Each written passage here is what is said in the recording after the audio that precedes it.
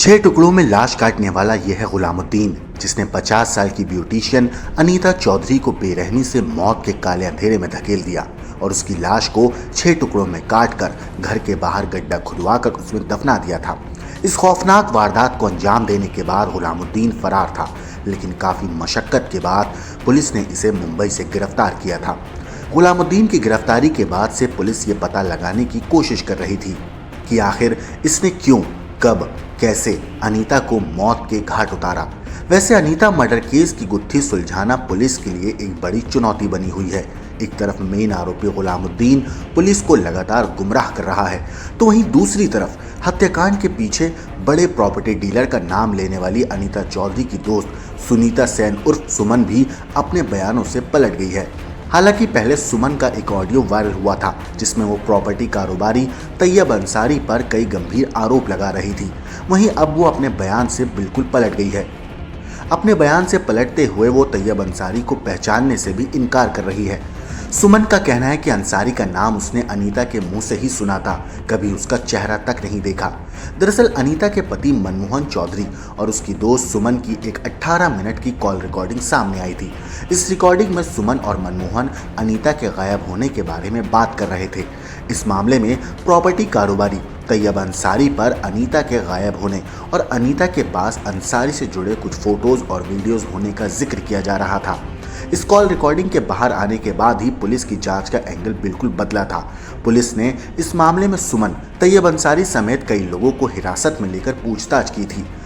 वैसे दैनिक भास्कर की खबर के मुताबिक अनीता की दोस्त सुमन ने अब इस मामले पर कहा है कि अनीता मेरी सहेली थी, उससे मेरी दोस्ती 18 साल पहले हुई थी। अनीता ने ही मुझे बी रोड पर दुकान किराए पर दिलवाई थी, वहाँ किराया ज़्यादा था, इसी वजह से मैंने बाद में दूसरी जगह दुकान किराए पर ले ली थी। अनीता से मेरा इतना मिलना जुलना नहीं था, महीने में एक बार मुलाकात होती थी और कभी कभी फ़ोन पर बात होती थी। गुलामुद्दीन के बारे में अनीता दीदी ने कभी मेरे सामने चर्चा नहीं की थी। जीजा जी से ही गुलामुद्दीन के बारे में मुझे पता चला था कि वो उनका धर्म भाई है। मैंने अनीता दीदी से ही अंसारी का नाम सुना था, कभी अंसारी का चेहरा तक नहीं देखा। मैं तो अंसारी का पूरा नाम भी नहीं जानती। मुझे ये भी नहीं पता कि गंगाना में अंसारी का कोई फार्म हाउस है। मुझे अनीता दीदी के पति ने ही इसके बारे में बताया। मुझे अनीता दीदी के कोई फोटो के बारे में बताया था। अनीता दीदी की तबीयत खराब रहती थी। घटना से 3 दिन पहले भी वो बेहोश हो गई थी। आपको बता दें कि सुमन का इस मामले पर कहना है कि इस कॉल रिकॉर्डिंग के सामने आने के बाद पुलिस मुझे पूछताछ के लिए अपने साथ थाने ले गई थी। 7 दिन तक थाने में रखा और पूछताछ करते रहे। इस दौरान पुलिस ने मुझे कई बार पीटा और गालियां भी दी। वो बार बार एक ही सवाल पूछ रहे थे कि तुम क्या जानती हो बताओ। इसके बाद पुलिस ने मुझे जेल भिजवा दिया। 5 दिन मैंने जेल में गुजारे और उसके बाद रिश्तेदारों ने मेरी जमानत करवाई है। वैसे आपको बता दें कि पुलिस पहले इस केस को लूट के लिए किया हुआ कत्ल समझकर ही तफ्तीश कर रही थी, मगर कहानी में नया मोड़ तब आया जब अनीता के पति मनमोहन ने सुमन का ऑडियो वायरल किया। असल में पुलिस ने जब गुलामुद्दीन की पत्नी आबिदा परवीन से पूछताछ की थी और अनीता के शव के टुकड़ों को बरामद किया था, उस वक्त जांच का एंगल लूट के लिए हत्या ही सामने आ रहा था। अनीता के पति मनमोहन ने इस कॉल रिकॉर्डिंग को वायरल किया। इसके बाद पुलिस ने इस मामले में ब्लैकमेलिंग और प्रॉपर्टी विवाद के एंगल से भी जांच शुरू की थी।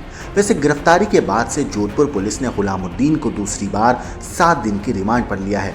पिछली पूछताछ में वो पुलिस को लगातार गुमराह करता रहा। सबसे पहले गुलामुद्दीन ने कहा था कि मैंने अनीता को कॉल करके 26 अक्टूबर को गंगाना स्थित अपने घर पर बुलाया था। शरबत में नशीला पदार्थ पिलाकर बेहोश होने के बाद चाकू से काटकर उसके शरीर के टुकड़े करके हत्या कर दी। उसके गहने लूट लिए, फिर जेसीबी मंगवाकर 2 बोरों में भरकर उसे गड्ढे में दफना दिया। मगर दूसरी बार जब गुलामुद्दीन से पुलिस ने पूछताछ करी तो उसने कहानी को बदलते हुए बताया कि उसने अनीता को एक हाई प्रोफाइल आदमी से मिलवाने, जिससे दोनों का फायदा होगा कहकर घर बुलाया था। उसे रात को अपने घर पर रुकने को कहा था। इस दौरान नशीले पदार्थ का ओवरडोज दिया। अगले दिन उसके सिर पर हथौड़ा मारा, फिर मीट काटने वाले चाकू से 6 टुकड़े किए। इन टुकड़ों को बोरे में भरकर गड्ढे में गाड़ दिया। मगर जब तीसरी बार गुलामुद्दीन से पुलिस ने पूछताछ करी तो गुलामुद्दीन और उसकी पत्नी आबिदा से अलग अलग पूछताछ की गई। तब भी दोनों ने अपने बयान बदल दिए। अब सरदारपुरा थाना पुलिस ने गुलामुद्दीन के पॉलीग्राफी टेस्ट की भी मांग की है। वहीं उसे मौका वारदात के लिए मुंबई लेकर गई है।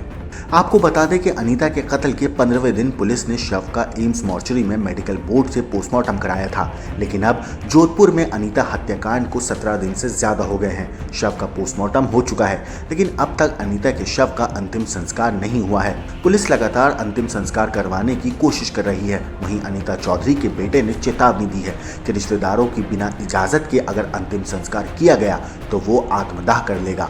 शव के टुकड़े वैसे अभी एम्स मॉर्चरी में रखे हुए हैं। रिश्तेदार सीबीआई जांच, दोबारा पोस्टमार्टम करवाने समेत कई और मांगों को लेकर अड़े हुए हैं। इस मामले पर कुड़ी के वीर तेजा मंदिर में धरना प्रदर्शन करने समेत कुड़ी हाउसिंग बोर्ड का बाजार बंद कराने का आह्वान हुआ है। वहीं हत्याकांड के मुख्य आरोपी गुलामुद्दीन को कोर्ट में पेश किया गया। कोर्ट ने उसे 7 दिन के रिमांड पर भेज दिया है। वैसे अब तक पुलिस गुलामुद्दीन से लूट की कहानी के अलावा कुछ और नहीं उगलवा पाई है। पूछताछ के दौरान उसने बार बार अपने बयानों को बदला है। पुलिस को उसके बयानों पर अब संदेह है।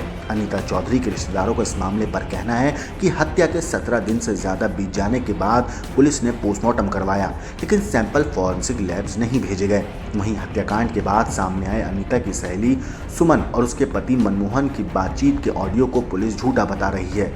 मरहूम के पति मनमोहन का इस मामले पर कहना है, अब हमें पुलिस जांच पर भरोसा नहीं है। घटना वाले दिन सुनीता की बात मुझसे हुई थी। सुनीता ने ही बताया था कि अनीता का फोन नहीं लग रहा। मनमोहन ने पुलिस पर लापरवाही बरतने का आरोप लगाया है। हमारी तरफ से ही तैयब अंसारी का नाम दिया गया था। इस कारण सीबीआई जांच की मांग कर रहे हैं। हालांकि इस पूरे मामले पर वकील M.A. राव ने कहा है, गुलामुद्दीन का 24 घंटे में मेडिकल करवाने के आदेश दिए गए थे।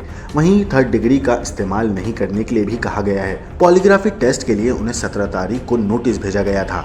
उसके जवाब के लिए 18 नवंबर की तारीख दी गई है। वैसे आपको बता दें कि आरोपी गुलामुद्दीन की पत्नी आबिदा की रिमांड अवधि पूरी होने के बाद गुरुवार को उसे फिर से कोर्ट में पेश किया गया, जहां से उसे जुडिशियल कस्टडी में भेज दिया गया। गौरतलब है कि 26 अक्टूबर की सुबह अनीता रोजाना की तरह घर से ब्यूटी पार्लर पहुंची थी और फिर कुछ देर के बाद ही वहां से निकल गई थी।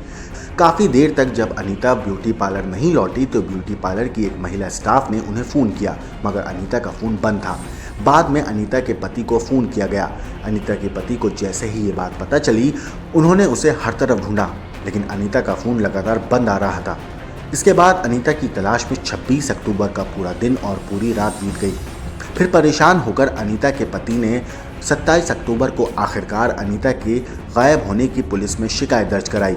अब पुलिस अनीता की तलाश में जुट गई थी। 4 दिन बीत गए, लेकिन अनीता का उस वक्त कोई सुराग नहीं मिला। तफ्तीश के दौरान इस बीच पुलिस के हाथ एक सीसीटीवी कैमरा जरूर लगा, जिसकी लीड्स को फॉलो करते हुए पुलिस पहले उस ऑटो ड्राइवर तक पहुंची जिसने अनीता को गंगाना छोड़ा था। इसके बाद पुलिस गुलामुद्दीन की पत्नी आबिदा के जरिए कत्ल की कड़ियों को जोड़ते हुए गुलामुद्दीन तक जा पहुंची।